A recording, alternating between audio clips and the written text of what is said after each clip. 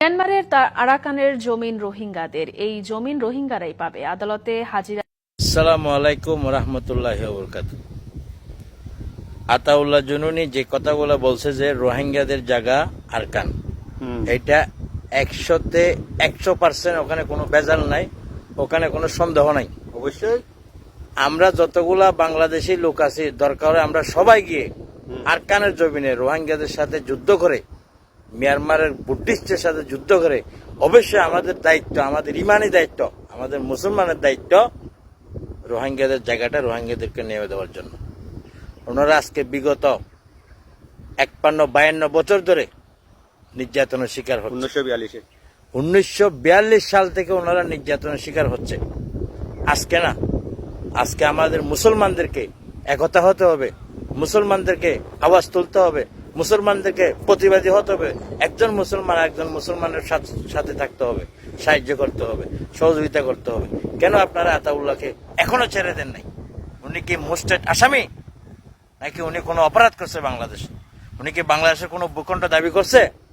করবেও না, বাংলাদেশের কোনো ক্ষতিও করবে না।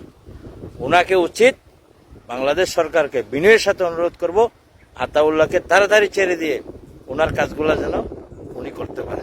আপনারা জানেন না, উনি 10 লাখ 5 লাখ না, মিনিমাম পুরা রোহিঙ্গা কমিউনিটির প্রতিনিধি করে। আপনারা কোন অপরাধে তাকে ওই দিন দেখলাম জ্যাকেট পরিয়ে, আপনারা হাত করা পরিয়ে, ব্লেড প্রুফ জ্যাকেট পরিয়ে, হেলমেট পরিয়ে আপনারা কোর্টে তুলছেন। উনি কি মোস্টেড আসামি? উনি কি কোথায় বাইকে যাবে না? উনি একজন আরাকান আর্মির চিফ অফ জেনারেল। আপনাদের উচিত ছিল ওনাকে সম্মানের সাথে নেওয়া যাওয়া। আমি একজন বাংলাদেশের নাগরিক হিসাবে, আমি একজন মালয়েশিয়ার প্রবাসী হিসাবে, আমি একজন মুসলমানের দাবিতে, আমাদের সরকার প্রধান মুসলমান, আমাদের রাষ্ট্রপ্রধান মুসলমান, আমাদের আইন উপদেষ্টা মুসলমান, আমরা 70-90% মুসলমানের দেশে আমরা বসবাস করি। আমি একজন মুসলমানের দেশের সন্তান হয়ে, আমি একজন মুসলমানের সন্তান হয়ে, আমি একজন ইমানি দায়িত্ব কখনো বলতে পারবো না। আপনারা অতি শীঘ্রই আতাউল্লাহকে ছেড়ে দেন, কারণ উনি বাংলাদেশের কোনো ক্ষতি করবে না। ওই কথাটা মাথায় রেখে আমাদের রোহিঙ্গা ভাইদের প্রতি আমি একটা দৃষ্টি আকর্ষণ করব। আপনারা বাংলাদেশের জনগণ নিয়ে, বাংলাদেশের গভর্নমেন্ট নিয়ে কোনো কথা বলবেন না, কোনো ভিডিও বানাবেন না। যা করার আমরা করব। রোহিঙ্গাদের সাথে যদি জিএল কানায় না, আতাউল্লাহকে ছেড়ে দেওয়ার ব্যাপারে না, যদি মিয়ানমারে যাই অস্ত্র ধরা লাগে, আমরা করব।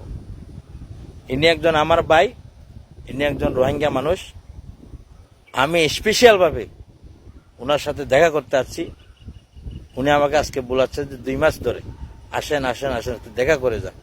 কারণ উনি একজন মুসলমান, আমি একজন মুসলমান, আমাদের রক্তের কোনো সম্পর্ক নাই। তবে আমাদের বড় পরিচয় হচ্ছে আমাদের নবী একজন, আল্লাহ একজন, কলিমা একটা। এটাই বড় পরিচয়। সবাইকে অনুরোধ করব, শেয়ার। ঠিক আছে? পরিশেষে বাংলাদেশ সরকার আবারও বিনীতভাবে অনুরোধ করব ডক্টর ইউনূস সাহেবকে, আপনি অতি শীঘ্রই আতাউল্লাহকে ছেড়ে দেন। উনি একজন নির্যাতিত জাতির প্রতি উনি সমর্থন করে, নির্যাতিত জাতির প্রতি উনি অধিকারের জন্য যুদ্ধ করতেছে মিয়ানমারের সাথে। আপনাদের বুঝতে হবে, আপনাদের জানতে হবে রোহিঙ্গারা কে।